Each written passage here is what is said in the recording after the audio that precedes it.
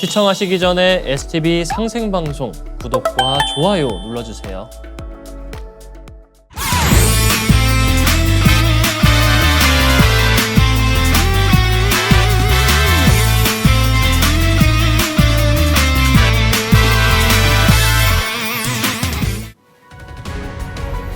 안녕하세요. 역사 뒤집어보기 역설의 박찬하입니다. 오늘 이 시간은 단군조선 제1왕조 삼한에 대해서 이야기해 보도록 하겠습니다. 단군은 한 명이 아니라 47분이 실존했다라고 하는 것은 지난 시간에 말씀드렸는데요. 47분의 단군이 있었다라고 하는 겁니다. 2096년 동안 47분의 단군이 있었다. 그런데 우리의 고대 문헌, 국내 문헌 중에서요, 이 단군의 수명에 관해서 두 가지로 나오고 있습니다. 단군의 수명은 1048살이다. 또 단군의 수명은 1908살이다. 이렇게 나오거든요. 그래서 이 두 가지가 과연 무엇인가 한번 알아보도록 하겠습니다. 먼저 단군 수명 1048년인데요. 제왕운기에는 1028년, 그리고 본기에는 1038년이라고 나옵니다. 이것을 뒤에 나오는 응제시주에서 정리를 해서 결론적으로 이것은 1048년이다라고 결론을 냈습니다. 역대 세년가도 1048년, 동국통감도 1048년인데 이것은 단군의 수명이 아니라 역대로 다스린 횟수다, 이렇게 이야기를 하고 있죠. 그리고 이제 기년 아람은 단군의 수명은 두 가지로 이야기하고 있습니다. 1048년 그리고 1908년이라고 했습니다. 또 여암전서는 1048년, 동사강목에도 단군의 수명은 1048세라고 이렇게 하였습니다. 자, 이렇게 많은 국내 문헌에서 단군의 수명은 1048년이다, 이렇게 이야기를 하고 있죠. 그리고 우리가 잘 알고 있는 삼국유사. 자, 삼국유사에는 주나라 무왕이 즉위한 기묘년에 무왕이 기자를 조선에 봉하니 이에 단군은 장당경으로 옮겨가셨다가 뒤에 돌아와서 아사달에 은거하여 산신이 되시니 1908세셨다. 이렇게 나옵니다. 1908이라고 하는 거죠. 또 아까 보셨듯이 이 기년 아랍에도 역시나 1908세라고 하는 것이 나옵니다. 자, 과연 1048년은 무엇이고 1908년은 무엇일까요? 자, 이것의 결론을 보자면 단군 조선의 변천 과정을 봐야 되는데요. 자, 제1왕조. 단군 조선은 제1왕조, 제2왕조, 제3왕조가 있었습니다. 자, 제1왕조는 1세 단군 왕검에서부터 21세 소태 단군까지인데요. 총 1048년입니다. 자, 이 1048년을 가지고서 지금 우리 고대 문헌에서 단군이 1048세를 사셨다라고 하는 거거든요. 자, 그렇게 묘사가 되고 있는 겁니다. 자, 그러면 1908년은 무엇일까? 삼국유사에서 얘기를 하고 있죠. 그것은 무엇이냐면 바로 제1왕조와 제2왕조를 합한 것입니다. 자, 여기 보시면 제1왕조는 1048년이죠. 그리고 제2왕조는 총 860년입니다. 자, 이것을 합하면 얼마가 되냐면 바로 1908년이 됩니다. 그래서 삼국유사에서 이야기하고 있는 1908년이라고 하는 것은 무엇이냐? 그것은 뭐냐면 바로 단군 조선의 제1왕조와 제2왕조의 영년을 합한 것이라는 거예요. 거기에 이제 제3왕조는 대부여로 바뀌게 되는데 이때는 44세 구물단군에서부터 47세 고열가 단군까지의 188년을 합해서 총 단군 조선의 영년은 2096년이 되는 것입니다. 우리가 어떤 분은 행적이 많고요. 어떤 분은 행적이 없습니다. 그래서 이름만 한번 읽어드리도록 하겠습니다. 우리가 알고 있는 초대 단군 왕검, 그리고 단군의 아들 부르단군, 부르의 아들 가륵단군, 가륵의 아들 오사구 단군, 그리고 쭉 이어집니다. 구울단군, 달문, 한율, 우서한, 아술, 노을, 도해. 그리고 12대 아한, 흘달, 고불, 대음, 위나, 여을, 동엄, 구모소, 고홀, 소태 단군까지, 이 21대 소태 단군까지가 바로 우리가 삼한이라고 부르는 바로 단군 조선의 제1왕조다라고 하는 것이죠. 그래서 오늘 삼한의 단군들을 다룰 때는 뭐 1대 단군과 2대 부르단군은 다르지 않고요. 3대부터 해서 그 행적 중에서 지금의 어떤 다른 문헌과 비교되고 또 유물로 밝혀지고 있는 것들, 그런 것을 중심으로 한번 알아보도록 하겠습니다. 자, 먼저 3세 가륵단군입니다. 3세 가륵단군은 가림토 문자가 굉장히 유명하죠. 이 가림토 문자를 만든 배경부터가 기록에 나와 있는데요. 이 단군세기에 보면 가륵단군 제위 2년 경자년, 이때 풍속이 일치하지 않고 지방마다 말이 서로 달랐다. 비록 상형 표의 문자인 진서가 있어도 10가구 정도 모인 마을에서도 말이 통하지 않는 것이 많고, 땅이 백리가 되는 나라에서는 서로 문자를 이해하기가 어려웠다라고 하는 것이죠. 그래서 꼭 이런 글자가 필요하게 되었습니다. 자, 그래서 제위 2년 BCE 2181년에 가륵단군은 삼랑 을보르에게 명하여 정음 38자를 만들게 하였다라고 하는 것입니다. 이게 단군세기에 또 태백일사에 나오거든요. 그래서 단군세기에는 가림토라고 나오고 또 태백일사에는 가림다라고 하는 이 38자의 글자가 있었다라고 하는 겁니다. 자, 많이 보셨죠? 어디서 많이 봤습니까? 바로 훈민정음입니다. 자, 그래서 가림토 38자와 훈민정음 28자를 보시면은, 자, 보시면 매치가 되는 부분들이 굉장히 많이 있죠. 아, 이 가림토라고 하는 38자에서 가져왔을까라고 하는 생각을 하게 됩니다. 그런데 자, 세종실록이나 이런 데 보면은 뭐라고 되어 있습니까? 자방고전이라고 되어 있습니다. 글자는 옛글을 모방했다, 이렇게 나오거든요. 옛글을 모방했다라고 하는 거예요. 이 옛글이 무엇일까를 가지고서 학자들이 운운하고 있는 것이죠. 각자의 주장을 내놓고 있는데 똑같이 닮은 것을 놔두고 다른 것을 찾고 있습니다. 뭐 파스파 문자니 어디 문자니 이렇게 찾고 있는데요. 똑같이 닮았던 이 가림토 문자를 외면하고 있는 것이죠. 자, 가림토 문자를 보시면 자, 중성이 있습니다. 중성. 모음이죠. 모음이 11자가 있는데요. 11자가 그대로 동일하게 들어가 있습니다. 자, 다음으로는 초성을 보도록 하겠습니다. 초성의 가장 중요한 5이 있죠. 이응, 기역, 미음, 니은, 그리고 시옷입니다. 그것이 정확하게 또 똑같이 이렇게 들어가 있는 모습이 있습니다.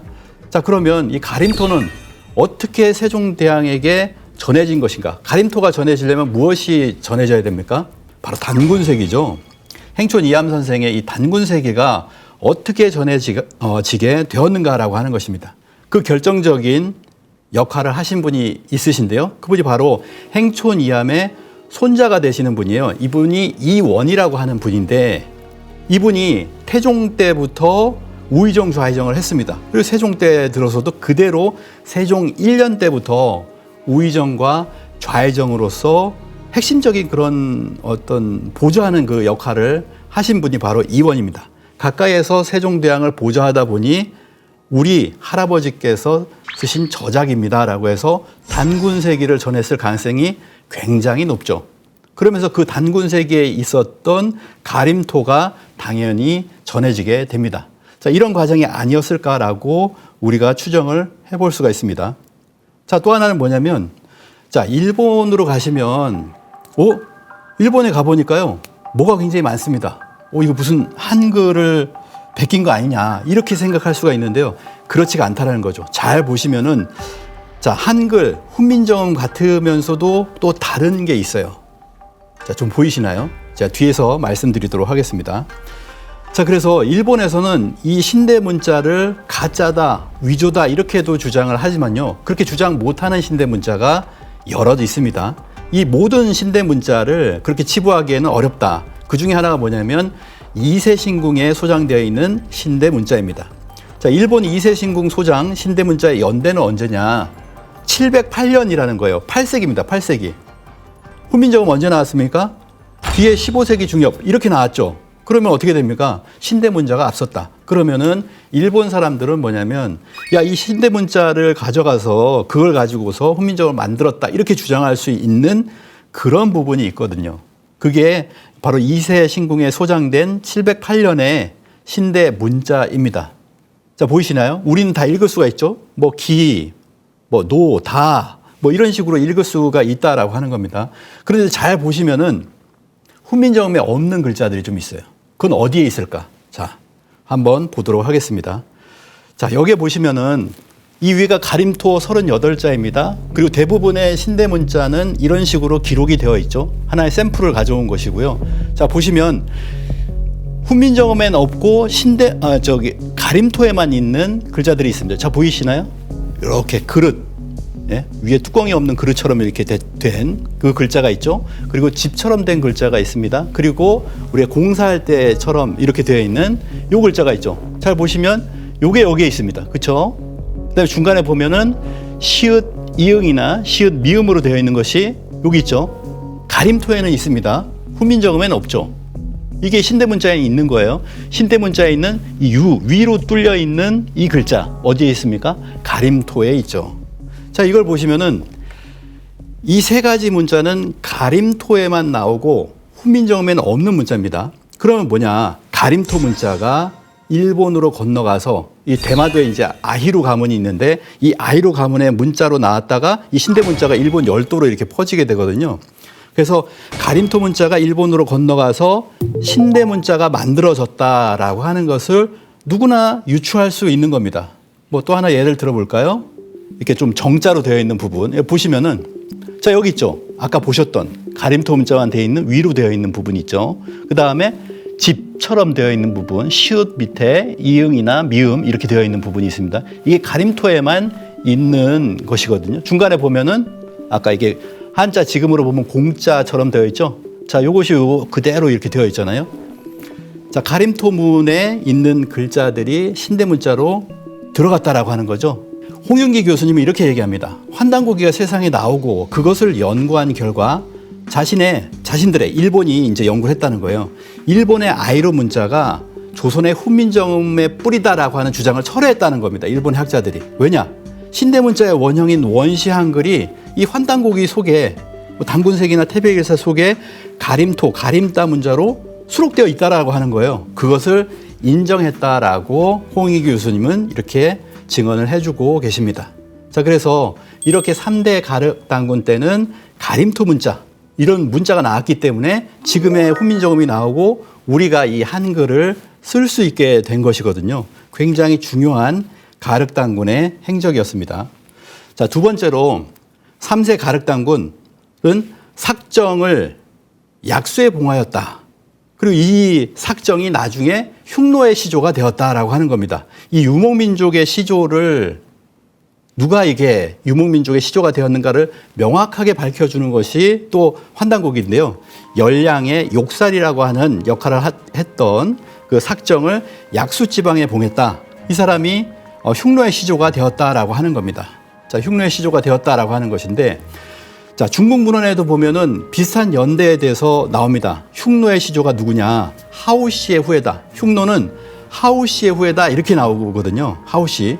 그래서 하나라 때죠. 그걸 얘기하고 있습니다. BC 2250년대를 얘기하고 있고, 이 환단곡에 나온 가륵단군 때 삭정이 흉노의 시조가 되었다라고 하는 부분은 2177년이죠. 오히려 중국 문헌이 흉노의 시조를 더 오래 잡고 있는 거예요. 흉노가 실제적으로 이제 기록에 나오게 될 때는 뭐 한나라하고 싸울 땐가, 그럴 때 이제 구체적으로 이제 흉노가 나오게 되지만 흉노는 존재했다. 실제로 존재했다라고 하는 것이죠. 그래서 가륵단군 단기 고사를 보면 가륵단군 6년에 아까 이제 환단고기는 열량의 욕살이라고 얘기했는데 여기는 요동태수 색정의 치적이 덕스럽지 못함으로 임금께서 진노하셔서 이 색정을 약수로 유배시켰더니 나중에 흉노족이 되었다라고 이렇게 나옵니다. 과연 이 색정은 누구인가? 이 색정의 나라를 뭐라고 합니까? 색북이라고 합니다. 그래서 실제적으로 우리가 가장 오래 그 북방 유목민족의 원조라고 하면 스키타이를 많이 얘기하는데요. 이 스키타이를 뭐라고 하냐면은 스키타이를 색족 또는 삭족, 사카족이라고 이렇게 이야기를 합니다.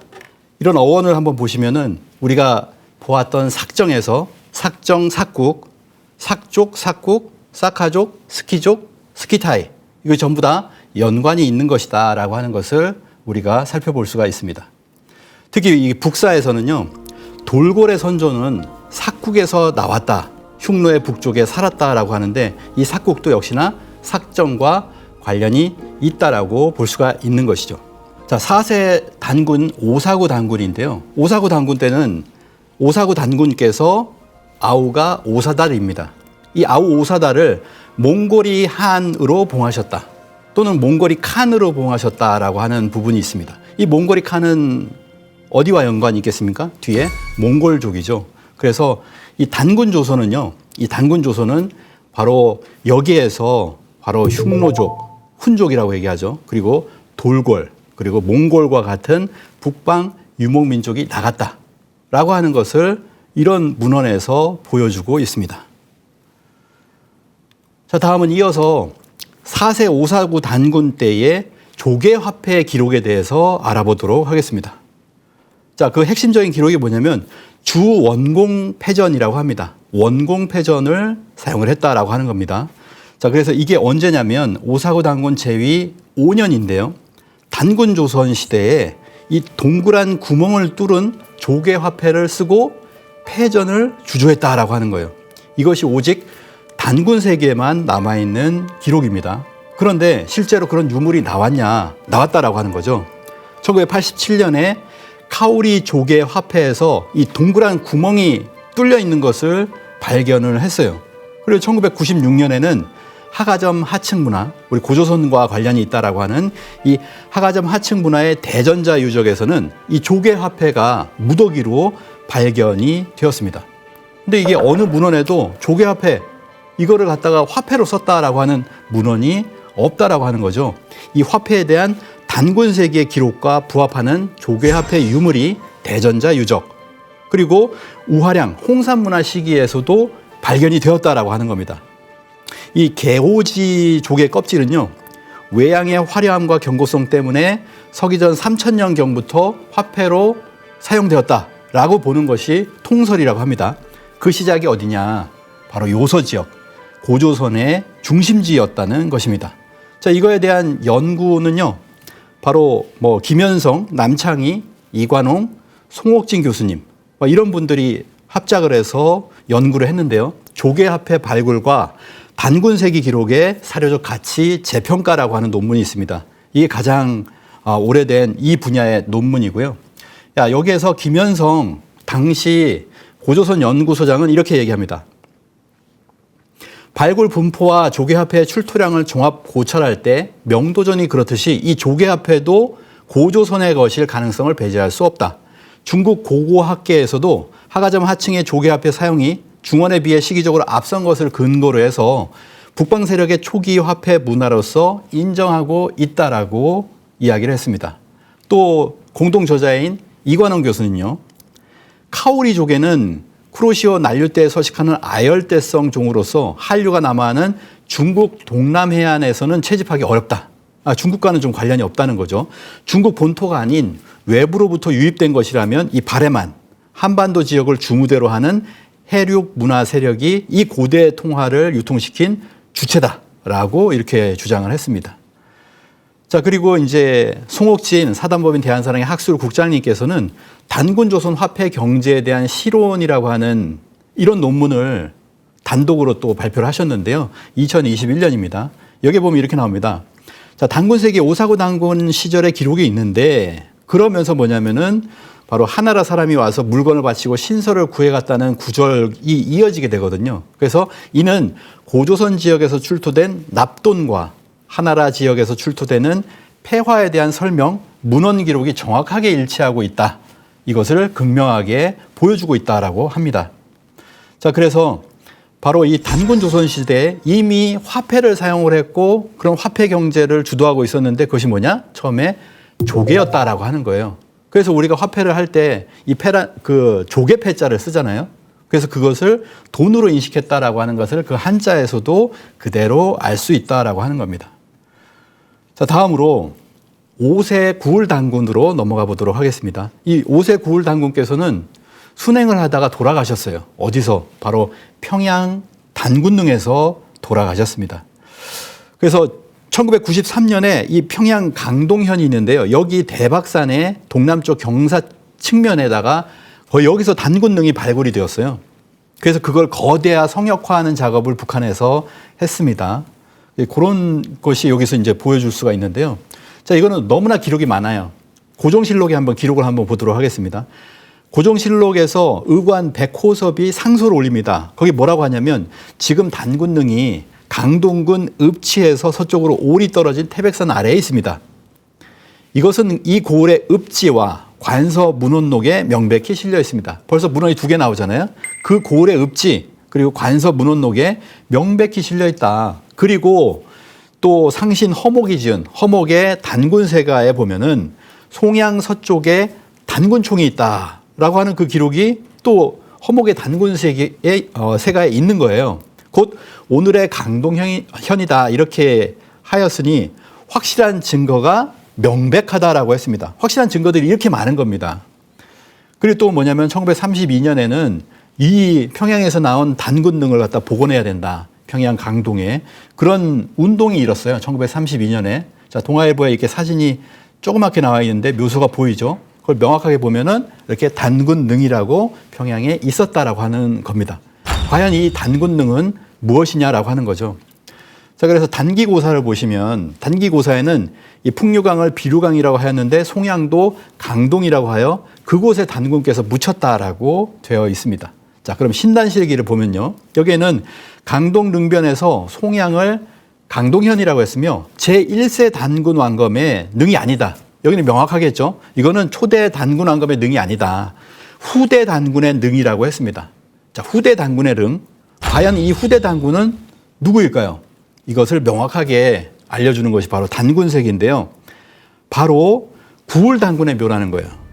5대 구울단군의 묘. 남쪽으로 순수하여서 풍류강을 건너 송양에 이르러서 여기에서 병을 얻게 되신다는 거예요. 그래서 붕어를 하시는데 대박산에서 묻히셨다라고 하는 겁니다. 지금 송양, 강동현, 대박산 여기에서 단군능이 나왔잖아요. 그건 분명하게 구울단군이라고 우리가 볼 수가 있는 것이죠. 자, 태백일사의 사만관경본기 번안세가에 보면은 이와 관련돼서 내용이 나옵니다. 천황께서 순행하시다가 송양에서 병을 얻어 붕어하시니 번한의 왕이 사람을 보내서 초상을 치루었다. 군사를 나누어서 엄히 경계하였다라고 하는 그런 구절도 같이 나오고 있습니다. 자, 오늘은 몇 개 알아보지 않았지만 수많은 문헌 기록이 있어요. 왜 이 수많은 기록들을 우리 학계에서는 무시하는 것일까? 단군의 실체가 있다면 어떻게 됩니까? 단군이 실존 인물이고 단군의 능이 이렇게 있어요. 그러면 어떻게 됩니까? 강단사하게 단군을 신화라고 했던 모든 역사관의 논문을 폐기해야 하는 곤란한 상황, 이것 때문이 아닐까라고 생각을 하는데요. 그렇지만 우리의 뿌리에 대해서 한국인으로서 분명하게 알아야 되기 때문에 이러한 부분은 분명하게 우리가 얘기를 해야 된다라고 하는 겁니다. 북한이 약간은 조작을 했을 수 있고 과대 포장을 하는 것도 문제이지만 지금 우리 학계의 무관심과 무시 작전은 더 큰 직무유기가 아닐 수 없다라고 생각을 합니다. 자, 5세 단군에 대해서 알아봤고요. 6세 달문 단군에 대해서 알아보도록 하겠습니다. 달문 단군에 관해서도 기록이 많은데요. 그 중에 하나가 뭐냐면 서효사를 짓게 하셨다라고 하는 겁니다. 자, 6세 달문 단군께서는 사형제도를 폐지를 했어요. 그리고 화백제도를 최초로 시행을 했고 또 화백이라고 하는 것은 만장일치 다수결이 아니고 다수가 소수 의견을 존중해서 긴 시간 토론 끝에 소수파의 공감과 승복을 끌어내는 것이다. 공감 정치를 이때 실행했다라고도 이렇게 이야기되어지고 있습니다. 제위 35년에 2049년이죠. 이때 여러 왕을 상춘에 모아서 구월산에서 삼신께 제사를 지내는데 신지 발리로 하여금 서효사를 짓게 합니다. 자, 이 서효사가 무엇이냐? 이 서효사는 뭐냐면 신지비사의 원문이에요. 이것을 서효사라고 합니다. 이 서효사는 단군 때 역사와 왕명을 기록하는 이 신지가 있는데요. 발리가 있습니다. 이 발리가 명을 받들어서 이 천지에 올린 제문이다. 제문이다라고 하는 거죠. 제사를 할 때, 천제를 지낼 때 올렸던 그런 문장입니다. 그 문장이 몇 글자냐면 180자예요. 180자로 되어 있는데 이 180자에 우리의 역사를 담고 있다라고 해서 그래서 동아시아 최초의 역사서다 이렇게 이야기를 합니다. 물론 3세 가륵단군 때 배달 6이라고 해서 실제로 지은 역사서가 있습니다. 그렇지만 그거는 소실됐고요. 실제 지금까지 남아있는 역사의 기록은 무엇이냐? 그건 서효사다라고 할 수가 있는 것이죠. 그래서 신지비사라고 하고요. 자, 지금의 소밀랑은 저울대에 해당되는 것이고 안덕향은 지금의 당산인데 저울추에 해당이 된다. 그리고 지금의 평양은 백아강인데 여기가 저울판에 해당이 되어서 이 세 개가 균형을 이룰 때 이 왕업이 크게 번성한다라고 하는 겁니다. 자, 그것을 이 시에 담고 있는 것인데요. 이 제문에 담고 있는 것인데, 자, 이것이 어디에 나오냐면 고려사에 나온다는 거예요. 고려사에 보면 김위재라고 하는 술사가 바로 숙종에게 간언을 합니다. 단군조선이 삼한으로 수도를 다스렸으니 우리 고려도 삼경으로 하나의 수도가 더 있어야 됩니다라고 하는 것을 이야기를 하거든요. 그래서 신지비사를 인용을 해서 단군조선 삼한의 각 수도를 저울대, 저울판, 저울추에 비교를 하고 있다라고 하는 겁니다. 자, 그래서 이것을 한번 비교를 한번 해보도록 하겠습니다. 자, 단군세기 서효사에는요, 저울대에 해당되는 곳이 소밀랑, 저울추가 안덕향, 저울판이 백아강입니다. 이렇게 세 곳을 수도를 두었다라고 하는 거예요. 태백일사에는 그곳을 부소량, 오덕지, 백아강이라고 했고요. 그리고 고려사에는 어떻게 했냐? 부소량이라고 했습니다. 그리고 번한을 오덕지라고 했죠. 그리고 마한을 백아강이라고 했습니다. 여기 똑같은 건 백아강은 다 똑같습니다. 마한의 수도인 백아강은 평양 대동강 지역으로 다 똑같죠. 근데 조금씩 지역명이 좀 이렇게 다른데요. 이 단군세계에는 안덕향이라고 했다라고 하는 것이 굉장히 또 중요한 부분인데, 왜냐하면 이것이 그대로 고대 지명에 남아 있습니다. 자, 여기 보시면 남송 때에 13세기에 작성된 것으로 판단되는 지리도가 있는데요. 추리도라고 합니다. 추리도. 자, 이 추리도를 보시면은 여기가 이제 요수가 있고 갈석산이 있는데 이 부근에 뭐가 있습니까? 안덕부가 있어요. 한자가 똑같은 안덕부가 있습니다. 자, 이건 안덕부는 뭡니까? 바로 안덕향이라고 볼 수가 있는 것이죠. 그래서 안덕향이라고 하는 이 단군세기의 안덕향이라고 했는데, 그게 그대로 지명으로 지금도 남아있구나라고 하는 것을 알 수가 있습니다. 자, 그래서 태종은 그 뒤로 가가지고 이 신지비사 서효사는요, 조선의 태종 때 와서 신지비사를 담은 이 신비집은 펴보지도 못하게 하고 봉하여 올리라라고 해서 불살라 버립니다. 그래서 우리의 환국 배달, 또 치우천왕, 단군조선으로 이어지는 삼한 관경제를 보여주는 이러한 역사의 기록이 사라지게 되는 것이죠. 최초로 사라지게 된 게 태종, 그리고 뒤에 보면 50년 동안의 수거령에 의해서 우리 역사들이 사라지게 되었다라고 하는 겁니다. 그것이 복원되어서 지금 남아있는 게 뭐냐면은 바로 단군세계에 남아있는 6대 단군 때의 서효사라고 하는 겁니다. 굉장히 소중한 그런 제문이 아닐 수 없습니다. 자, 다음으로 7세 단군에 대해서는 행적이 거의 없고요. 8세로 넘어가 보도록 하겠습니다. 8세 우서한 단군 때 20분의 1 세법을 시행을 했다라고 하는 겁니다. 그러니까 20을 벌면요, 그 중에 하나를 이제 바치는 거예요. 20분의 1 세법을 시행을 했다. 자, 우서한 단군 시에 백성들의 세금 부담을 줄이기 위해서 20분의 1을 세금으로 내는 법을 정하여 널리 쓰이게 하며 있는 곳과 없는 곳이 서로 보충하게 하도록 하였다라고 하는 겁니다. 자, 이것이 어디에 있냐면은 바로 맹자에 보면요, 이렇게 나와 있습니다. 백규라고 하는 분이 이렇게 맹자에게 질문을 합니다. 제가 20분의 1 세법으로 취하려 하니 어떻습니까? 20분의 1 세법을 하면 어떻습니까? 라고 하니, 자네가 지금 얘기한 그 20분의 1 세법이라고 하는 것은 맥국의 방법이다, 맥도다라고 이렇게 이야기를 했습니다. 맥국의 방법이요, 만실의 나라에 한 사람이 그릇을 만들다면 괜찮겠는가라고 말씀하셨다라고 하는데요. 맥국의 방법이란 무엇입니까? 여기서 맥이라고 하는 것은 뭐냐면 요 글자인데요. 원래는 백이었습니다. 우리는 광명의 나라잖아요. 그래서 백, 태백할 때 그 백인데요. 밝을 백자를 쓰는데 그 앞에다가 중국이 이제 발 없는 벌레라고 하는 칠자를 붙였어요. 그래서 지금 맥이라고 하는데 맥국의 도다, 맥도다 이렇게 이야기를 합니다. 어찌됐든 이것은 뭐냐면은 고조선의 도다, 단군조선의 도다라고 하는 것을 이야기를 한 거죠. 그래서 20분의 세법이 있었다라고 하는 이 단군세계 기록이 그대로 일치하고 있습니다. 자, 맹자는 이어서 단군조선에서 이렇게 낮은 세금을 걷어들이면서도 나라를 유지할 수 있었던 것은 규모가 큰 사원이나 궁궐, 종묘 등을 짓지 않고 관직도 많이 설치하지 않았으며 지배귀족이 검소한 생활을 했기 때문이다. 이렇게 말하였다고 합니다. 자, 정리를 하면 송옥진 박사의 그 글을 가져왔습니다. 국가가 형성되는 기본 요건 중에 하나인 세율이 존재한다는 것이죠. 명백히 고조선이 이 시기부터 세금 징수를 하였음을 알 수가 있으며 물자의 유통 역시 기준화폐의 존재가 있었음을 알게 하는 구절이라는 겁니다. 그리고 뭐냐면 그 이전에 오사구 단군 때 이미 화폐를 주조를 했잖아요. 그것이 이제 이어진다라고 하면은 이게 세금을 세율 같은 것과 매치가 다 되는 것이죠. 오사구 단군 때 화폐를 만들어서 지속해 왔다면 응당 후대에 세금을 징수하고 물품 교역이 활발해진다는 것은 매우 상식적인 경제 현상이다라고 한 것입니다. 그런데 더 어떻게 보면 대단한 것은 15세 대음 단군 때가 있었는데요. 이때는 20분의 1을 80분의 1 세법을 시행을 하게 됩니다. 약 400년 후에 15대 대음 단군은 파격적으로 80분의 1 세법을 개정하였는데 이는 세계 역사에 그 유례가 없는 것이다. 80분의 1 세율은 1.25% 정도의 세율이 되거든요. 이 정도의 세율은 현대 주요 세금과 비교했을 때도 압도적으로 낮은 수준이다. 예를 들어서 현대 한국에서 가장 낮은 소득세율이 6%와 비교해도 5분의 1 이하이며 부가가치세와 비교하면 8분의 1 수준이라는 겁니다. 이런 파격적인 세율을 감행을 했는데 이것이 무엇이냐? 어떻게 보면 이분 워낙 대단한 것인데요.